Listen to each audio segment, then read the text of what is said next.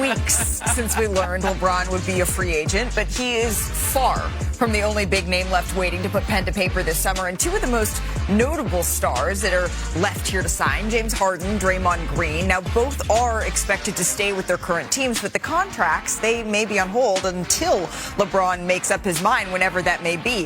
The free agent pool, though, is still deep, and we're almost at the end of July here. DeMar DeRozan, Bradley Beal, Jonathan Kuminga, and remember, Russell Westbrook. They all have yet to land a new team or a new deal. And finally, the restricted free agents, too. The Pistons, they don't have a deal yet with their All-NBA center, Jalen Duren. The same goes for the Nuggets with Peyton Watson. And then the Clippers with Benedict Mathurin as well. So alongside Dave McMenamin, Ramona Shelburne, Mark Spears, I'm Malika Andrews, Kendrick Perkins beaming in from Houston. And yes, we know. Everybody does. LeBron is the story of the summer, and it's very difficult, right, to have a conversation about free agents and free agency that doesn't start with LeBron. But we are going to try here on this fine Tuesday on NBA Today. So, Perk, what other free agents do you have your eye on here?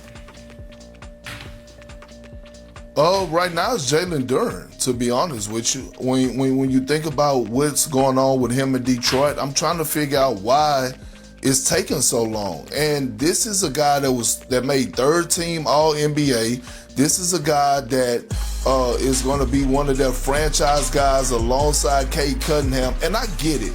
He stunk it up in the postseason. But a lot of young players have bad postseasons and they learn from it. This guy still was a 20-11 guy, and it shouldn't take that long. The last thing that you want, if you're the Pistons, is having this young man sign, walk into training camp frustrated. Now, all of a sudden, J.B. Bickerstaff got to have a coming to Jesus meeting and get him back on track. When right now, him and Cade Cunningham should be working out. Him and J.B. Bickerstaff should be communicating and seeing how they're going to feature him next year in the player for his player development and him getting better as a certified number 2 option. This is a problem, and the Detroit Pistons need to hurry up and correct this and make it right. Well, I don't think that's going to happen anytime soon, because I just talked to someone who said that negotiations on Jalen Duren are at a standstill right now, could take deep into August.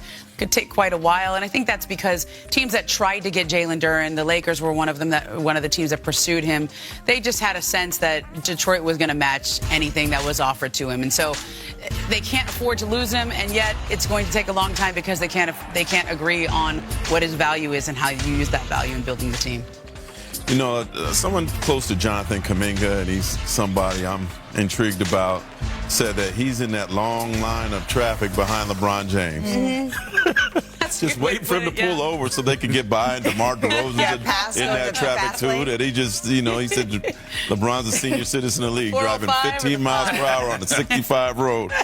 And, Kuminga that didn't get his $24 million exercise option, and right now, there's just not a lot of money out there, and they're trying to come up with stuff. They're hoping that Atlanta will do a sign and trade, but does Atlanta want to add some more contract?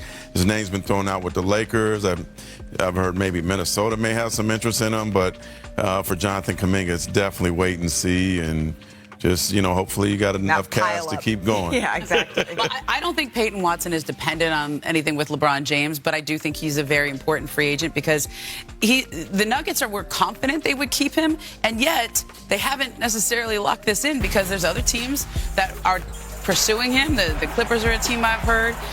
The Milwaukee Bucks are a team I've heard. Like, there's teams with interest in him.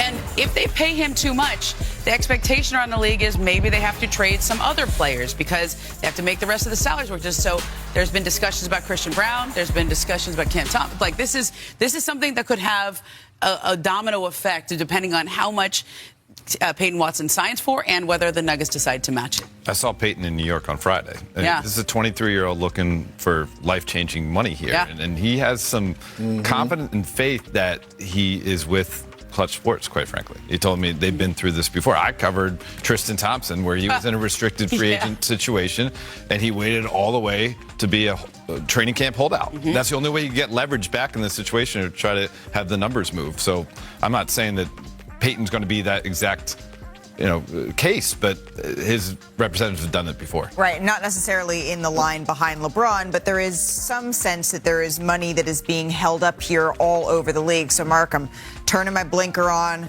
I'm going over into the lane over on my right here because we do await the big decision, right? And that is LeBron James. And LeBron's longtime friend, his longtime agent, Rich Paul, released the latest episode of his podcast, Game Over, last night. And he spoke about, frankly, why this is taking so long. We're not making this about attention and a spectacle. It's not about a decision or anything like that. He has a choice to make. He has a business choice to make. We're not going to sit here and decide or allow someone else to decide when he makes that decision.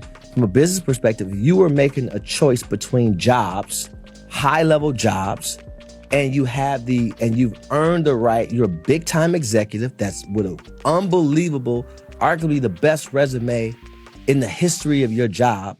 Who's rushing you? Okay. Nobody. There's been several people to call and say, hey, Rich, is there anything more we should be doing, we could be doing? And my answer is no. So all the bids are in, and my favorite part of this was Max Kellerman says to Rich, okay, well, we need to start with LeBron. He says, why? Why do we need to start with LeBron?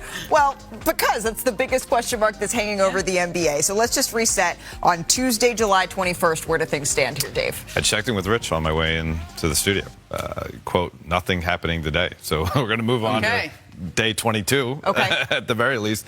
Listen, the teams that are in pursuit of LeBron, they're okay with this. It's not like because this is dragged into 3 weeks that teams are starting to fall off in the race to get LeBron.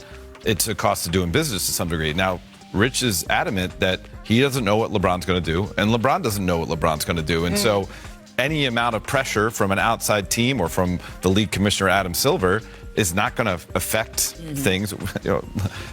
Try to tell LeBron what to do, and that's not the best way to get him to move towards a decision. Sure. You work with him. And you're not the only one, Dave, who's checking in with their sources this morning. I heard that one Mr. Kendrick Perkins has been making a couple of phone calls. Perk, what did you learn?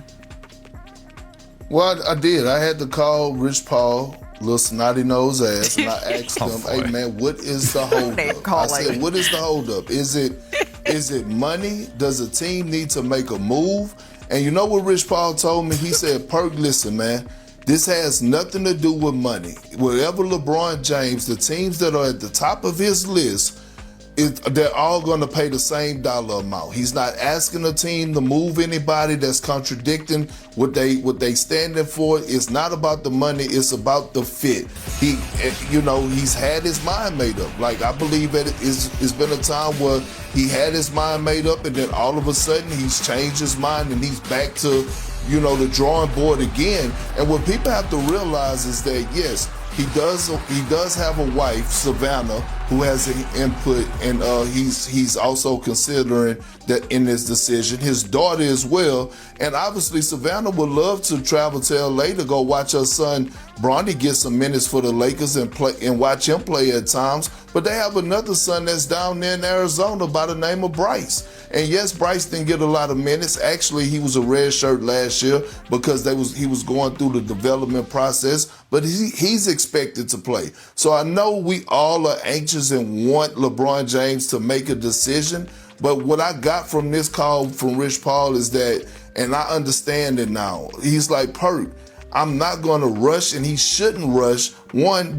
it's not about the money. He's not forcing the teams to make any type of trades or moves. It's solely about what's the fit, what's comfortable. So I'm pretty sure at some point throughout this process that he was leaning one direction, then all of a sudden he changed his mind. He was leaning another direction, he changed his mind, and it's part of it. We're talking about